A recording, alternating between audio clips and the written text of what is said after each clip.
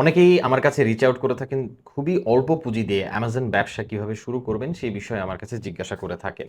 আমার কাছে প্রায় মনে হয় যে যারা খুবই অল্প পুঁজি দিয়ে হলেও অ্যামাজন ব্যবসা শুরু করবেন এবং যখন আমি তাদেরকে বলিও যে আসলে এত অল্প পুঁজি দিয়ে অ্যামাজনে আপনি ব্যবসা করাটা ঠিক হবে না, তখনও তারা নানান ধরনের উপায় খুঁজতে থাকেন কিংবা নানান ধরনের অপশনস আমাকে দিতে থাকেন। তো আমার কাছে মনে হয় যে অ্যামাজন ব্যবসাটাকে তারা হয়তোবা প্যাশনের জায়গা থেকে চিন্তা না করে আসলে একটা মানি ড্রিভেন কিংবা একটা সাকসেসের জায়গা থেকে চিন্তা করেন।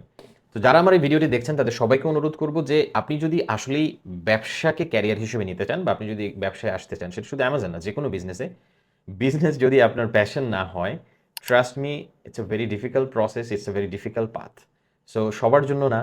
স্বাভাবিকভাবে আগে এটা চিন্তা করে নেন যে এই যে আপস অ্যান্ড ডাউনস, সো এই যে একটা বিজনেসের হার্ডেলস, এগুলা আপনি হ্যান্ডেল করার জন্য প্রস্তুত কিনা। আর প্রস্তুত আপনি তখনই হবেন যখন এটা আপনার প্যাশনে থাকবে, যখন আপনি এটা নিয়ে আসলে সিরিয়াস প্যাশনেট, তবেই কেবলমাত্র আমি বলব যে বিজনেস আপনার জন্য ভালো কিছু করতে পারে। আর যদি এরকম হয় যে আমার শুধুমাত্র টাকা ইনকাম করার জন্য একটা ব্যবসা করা দরকার, তো তাহলে আসলে আমার এক্সপেরিয়েন্সে বা আমার মতামত যেটা, সেটা হচ্ছে যে এই ব্যবসা আপনার জন্য খুব ভালো একটা কোনো রেজাল্ট বা ফলাফল আসলে আনতে পারবে কিনা আমার সন্দেহ আছে। Thank you for watching.